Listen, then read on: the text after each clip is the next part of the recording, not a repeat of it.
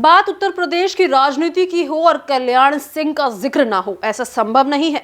एक समय था जब उत्तर प्रदेश की सियासत में कल्याण सिंह मजबूत दखल रखते थे और उनकी मर्जी के बगैर बीजेपी में कोई काम नहीं होता था। अपनी बेबाकी के लिए जाने जाने वाले कल्याण सिंह ने यूं तो कई किस्से कहानी इतिहास में मौजूद है, लेकिन आज बात इस खास तस्वीर की जिसके पीछे छिपी है एक सियासी कहानी। तो आइए जानते हैं ओबीसी चेहरे के साथ साथ बीजेपी के हिंदू हृदय सम्राट कहे जाने वाले कल्याण सिंह और इस तस्वीर के बारे में। नमस्कार, आप देख रहे हैं भारत एक्सप्रेस और मैं हूं आपके साथ आंचल मित्तल। कल्याण सिंह और अटल बिहारी वाजपेयी दोनों ही नेताओं ने आरएसएस से जुड़े रहकर बीजेपी पार्टी को सत्ता तक पहुंचाने में अहम भूमिका अदा की। वाजपेयी बीजेपी का ब्राह्मण चेहरा हुआ करते थे तो कल्याण सिंह ओबीसी चेहरे के तौर पर पार्टी में प्रोजेक्ट किए जाते थे। हालांकि इसी के साथ कल्याण सिंह और वाजपेयी के बीच राजनीतिक खींचतान और मनमुटाव जैसी खबरें भी आती रही। अटल बिहारी वाजपेयी और कल्याण सिंह ने एक ही दौर में सियासत में कदम रखा और एक ही राजनीतिक विचारधारा के साथ आगे बढ़े। वाजपेयी ने खुद को राष्ट्रीय राजनीति में बनाकर रखा, जबकि कल्याण सिंह को यूपी की सियासत ने बांधे रखा। बात 1999 की है, जब एनडीए के दम पर अटल बिहारी वाजपेयी 10 अक्टूबर 1999 को प्रधानमंत्री बनने में कामयाब रहे। इसी के बाद बीजेपी में कल्याण सिंह को हटाने के लिए मांग उठने लगी। यूपी में वाजपेयी के करीबी नेता खुलकर कल्याण सिंह के खिलाफ एकजुट हो गए। इस दौरान कल्याण सिंह और वाजपेयी के बीच कड़वाहट जग जाहिर हो गई थी। कल्याण सिंह को लग रहा था कि उन्हें पद से हटाने का मोर्चा जिन नेताओं ने खोल रखा है उन्हें वाजपेयी शह दे रहे हैं। कल्याण सिंह के खिलाफ बीजेपी नेताओं के एकजुट होने की वजह कुसुम राय भी थी। लखनऊ से पार्षद रहते हुए कुसुम राय कल्याण सिंह की सरकार में काफी पावरफुल मानी जाती थी और तमाम सियासी फैसले में दखल दिया करती थी। इसके चलते पार्टी के तमाम नेता नाराज थे, लेकिन कल्याण सिंह ने किसी की भी परवाह नहीं की। हालात पार्टी में ऐसे हो गए कि कल्याण सिंह को मुख्यमंत्री से हटाने के लिए बीजेपी के तमाम बड़े नेता एकजुट हो गए। ऐसे में कल्याण सिंह के मुख्यमंत्री के बदले केंद्र में जाने का ऑफर भी उन्हें मिला था।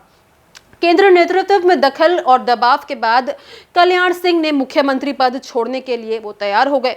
12 नवंबर 1999 को उन्होंने इस्तीफा दिया और उनकी जगह रामप्रकाश गुप्त को मुख्यमंत्री बनाया गया।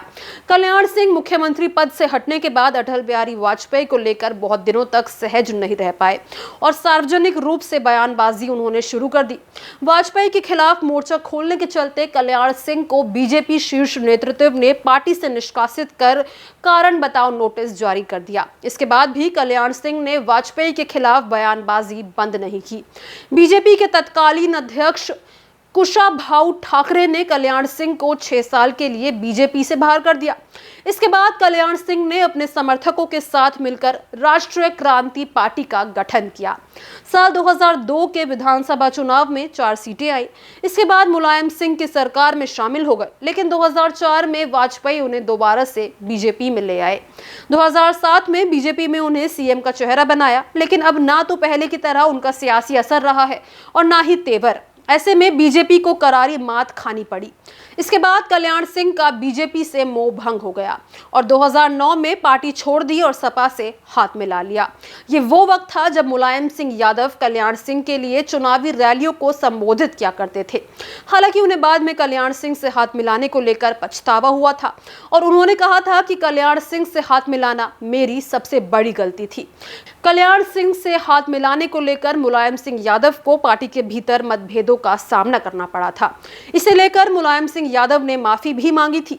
कल्याण सिंह ने भले ही बीजेपी छोड़ दी थी, लेकिन इस लोधी बाहुल्य लोकसभा क्षेत्र में उनका जादू सर चढ़कर बोल रहा था। मतदाताओं ने उन्हें जबरदस्त वोट देकर संसद में भेजा। इसके बाद उनका यहां आना जाना लगा रहा। पूर्व मुख्यमंत्री कल्याण सिंह ने एटा के शांति नगर में अपना आवास भी बनवाया, जिसमें उनके आगमन पर बैठकें हुआ करती थी। बाद में परिस्थितियां बदली और कल्याण सिंह ने 2014 में फिर से बीजेपी में वापसी की और कसम खाई कि जिंदगी की आखिरी सांस तक अब बीजेपी का ही रहूंगा। मोदी सरकार के बनने के बाद उन्हें राज्यपाल बनाया गया था। तो ये जानकारी आपको कैसी लगी, हमारे साथ कमेंट बॉक्स में जरूर शेयर करें। इसके बारे में आपको कितनी बातें पता थी वो भी जरूर बताएं। इसी तरह की तमाम वीडियोस के लिए हमारे चैनल को जरूर सब्सक्राइब करें।